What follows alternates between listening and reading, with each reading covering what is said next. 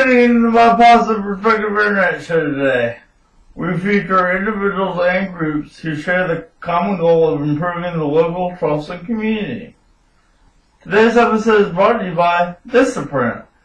It reminds you that first impressions are always important.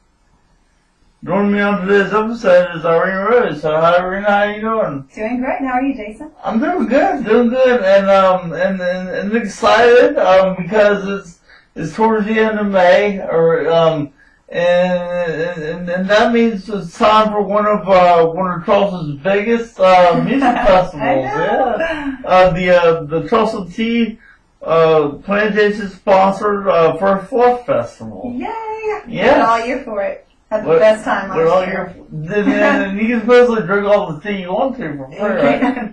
That's included. And it's hot out there, so you want that tea. Yeah. That tea is really good stuff too. Really good stuff.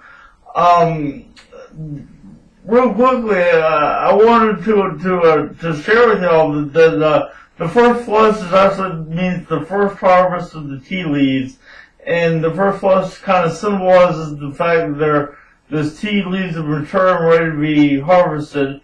And Charleston Tea Plantation is the only commercial tea plantation in the United States. So that's a really cool thing. I had a buddy that I used to swim with, used to work there, and Steve Hernandez, who did the Saving College of Charleston Swimming and Diving program. But he's been on episodes before. But we want to talk about some of the musicians at the First Flush Festival. It's a great lineup this year. Really good. And I guess we'll start off with mentioning Elise Testone. Yes. And you have some cool stories with Elise. I wanted to briefly tell people. Well, Elise is great. I used to work with her at Music Unlimited Studio over by Shem Creek in Mount Pleasant, and I would love to hear her teaching voice down the hall. And actually, we auditioned for American Idol together. We were standing right next to each other, and it was just super exciting to see her make it out of the thousands and thousands of people that were there. Really. She was one of the only people I saw that got a ticket and went on through, and it was just really exciting to have personal contact and see her every week and hear what was going on, even though she couldn't really tell me because it was secretive. But just exciting to see someone that I worked with make it so far. We're just so proud of her here in Charleston. Oh, yeah. She's so talented, and I took all her students when she went to American Idol. So. Oh, really? Yeah. That's cool. And one of the things about Charleston that I hope we always have is a very deep and talented musicians. These musicians help us with a lot of non-profit event fundraisers, where people can go out and enjoy the beautiful Charleston weather and, raise some money for Carolina Children's Charity or Surface Healing. Great non-profit groups. As a musician yourself, what's it kind of mean to play in those events for non-profits? I think it's absolutely the best part of being a musician. When I came home from Nashville, I was signed out there as a songwriter and as a singer, and I kind of felt a little bit lost when I came home thinking, well, what do I do with my music now? It's almost as if you trained every day for the Olympics, you got to the Olympics, you got what you wanted, and then you weren't trying to go to the Olympics anymore. And so it's like, well, what do I do with my music now? I got to Nashville, I got a record deal, I chose that that's not what I wanted anymore, so what do I do now? And I prayed about it, and I felt the Lord just say, give it away. Just give it away. And so I've gotten a lot of opportunities to sing for many nonprofits and charity events, and it's very exciting to take a gift that God has given you and to be able to multiply it and use it for other people. And I'd say that's the best part, is being able to use something you have to increase what other people can have. Sure.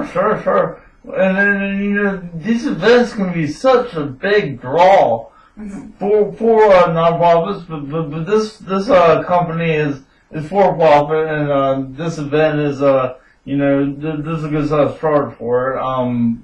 But lots and lots of people come out for it. It's a great time, great vendors, great food, great musicians.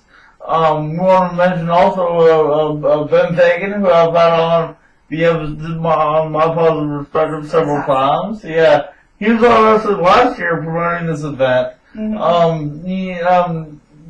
Are you familiar with his music at all? Oh, he's the best. I love Ben Fagan and the Hooligans. I've known him for years. We've played lots of shows together, lots of festivals.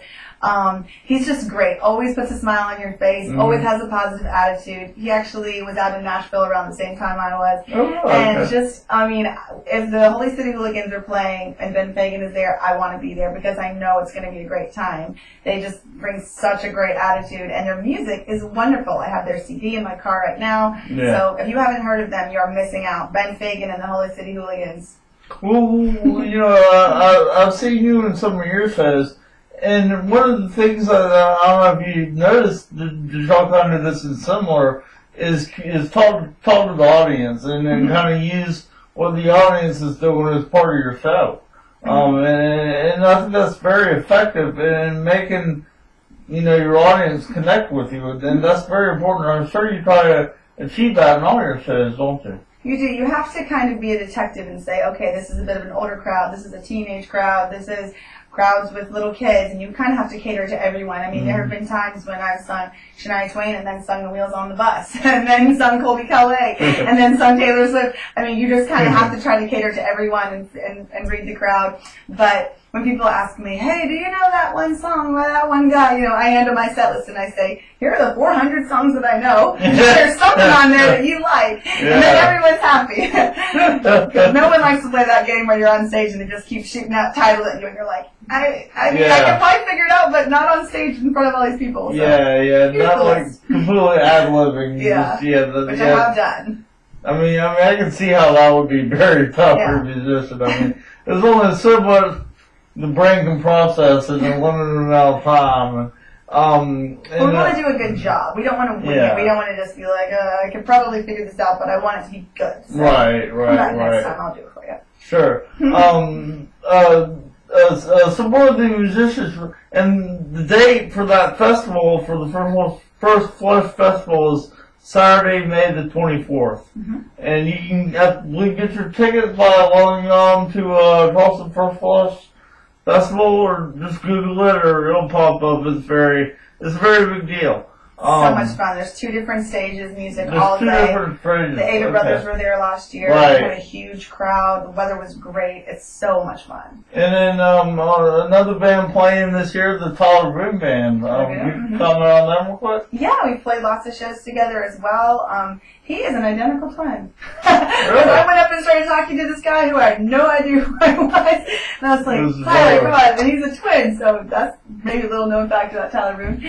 But Tyler's awesome. I think he is moving to Nashville as well. I just saw him at the Spring Jam Festival. And what I like about Tyler is he's a hard worker. He's always crushing it. He's always out there hustling. As a musician, you've got to do that.